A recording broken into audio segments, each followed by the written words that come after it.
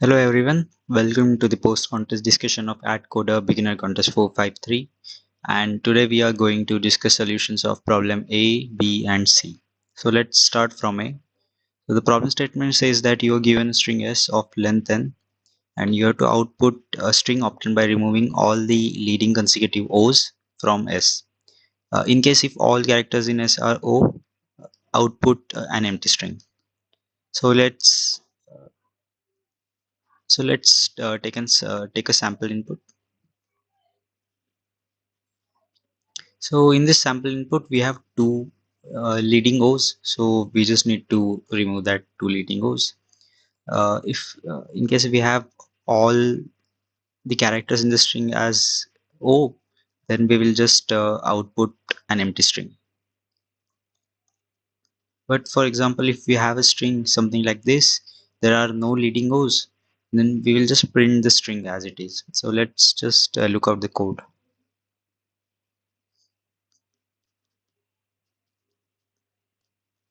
Okay, so we have input as the size of the string and the string itself. Then I'm keeping an iterator I, uh, using which we will iterate over s from 0 to the size of the string. And if we encounter s of I as O, then we will just increase our I value. And if we reach the end of the string, this means that there are only O's in the string, so we will just print an empty string. Else we will print all the characters in S and increase our value of I. So let's see problem B, sensor data logging.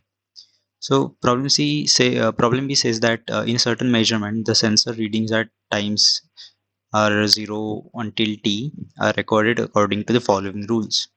At time 0, the reading is saved. At times 1 to t, the reading is saved even only if the absolute difference between the current reading and the most recently saved reading is at least x. The sensor reading at time I is equal to 0 to t was ai. Output the times at which readings were saved and the saved values in ascending order of time. So we have given t, the total number of readings, x, the absolute difference, and all the values of the record, of the value all the values of the readings. So let's take a sample input. So let us consider this input. First of all, they have given that the readings will be from a0 to at. This means that there will be total of t plus 1 elements in the input. uh, in this sample input, the value of t is 6, so the total number of inputs will be 7, and the value of x here is 10. So let's start from the first value. So it is given that at time 0 the reading is always saved. So this means that at time 0 the value is 30 and this 30 value will always be saved. Okay, so we will keep track of the recently recorded value, and the current recently recorded value will become 30. Okay, so next up we have 35. So for 35, what we'll do is we need to take the absolute difference between the current reading and most recently saved reading. The most recently saved reading is 30 and current reading is 35. So the absolute difference becomes 5. But we need at least uh, 10 as a difference. Why? They have given it. They've given that this absolute difference should be at least x, which means that the absolute difference can be greater than equal to x. But here the absolute difference is 5, so it is not possible. Then next up we have 40. So absolute difference between 40 and 30 is 10, and it is also but it is greater than equal to 10. So the condition is satisfied, hence 40 is saved.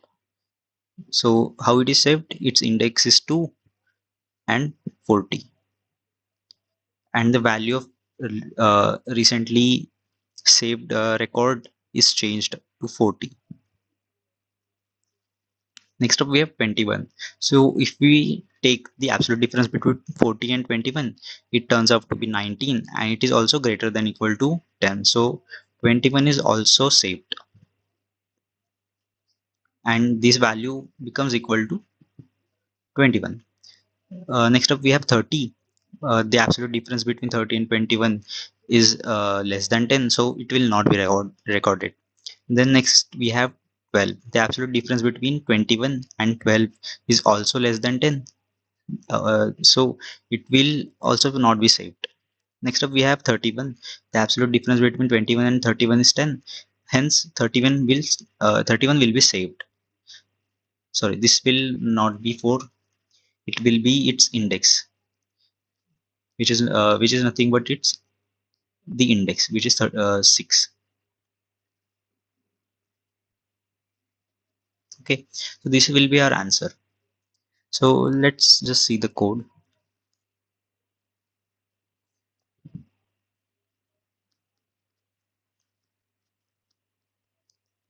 So we have t and x as our input. So I'm just changing the variable name of t to n. And as discussed earlier, there are total of t plus 1 elements. So we will just take them as our input. In the first condition, they have given that the first element will always be recorded. So the recently recorded value will be by default be the first element of the vector.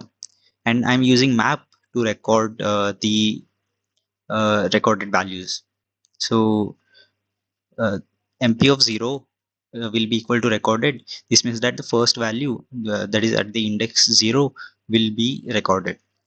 So we will iterate from 1 to t plus 1, and we will check that if the absolute value of the current element and the recently recorded element is it greater than equal to x.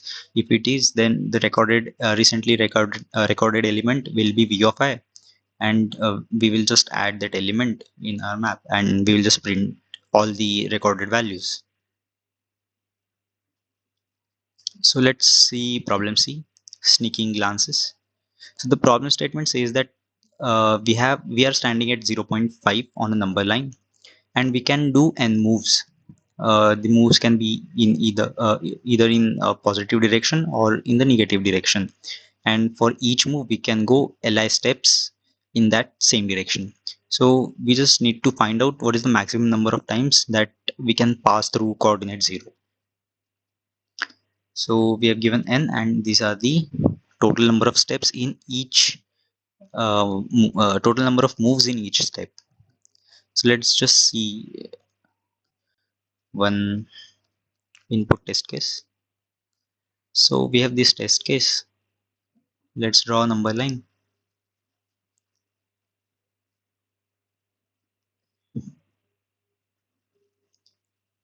Okay, so here we have 0.5, and 0 will be here. So the basic approach will be, if we are at the right side, which means we are at the positive side, and to cross 0 we need to go leftward. So for every positive position we will go leftward, and for every negative position we will go rightwards. This will be our greedy approach. uh, so if we implement that, so we are currently at 0.5, our first value is 2, so we will go towards left, which will we will go at position negative 1.5, and since we have crossed 0, our counter will be 1. Next up we have 5. So since we are at the negative location, we will try to go towards right. So negative 1.5 plus 5 will lead us to 3.5, and since we have crossed 0, our counter will be increased. Similarly, next up we have 2. We will go towards left, but this time we will only reach till 1.5. And next we have 2, so this time we will reach negative 0.5, and this time we have crossed 0, so our counter will increase. And next we have 1, so negative 0.5 plus 1 lead us to 0.5, and we have crossed 0, so we will so the counter will be increased. But there's a problem in this greedy solution. It is the problem is that for every step we don't look, or we don't consider the next steps. So the problem comes here is that if we just, if we are at 0.5, and if we greedily try to go leftwards, there might be a solution which goes towards rightwards and then comes towards left. This might have a larger number of count than than the count in this leftward approach. So greedy approach does not work here. So what we can do? So if we look at the constraints over n is very low. So we will not consider li, since li is just a value of over of the moves. So we are worried about n. So n is really low. So, and there are total, if you observe, there are only two options. So, and what we can do is we can just look for every possibility. So since there are only two options, and if we look for every possibility, there would be only 2 raised to 2 raised to n iterations, and in worst case n could be only up to 20. So the worst case time complexity comes out to be 2 raised to 20, which is well in the range of 10 to the power 6. So it will get accepted. So let's just see the code.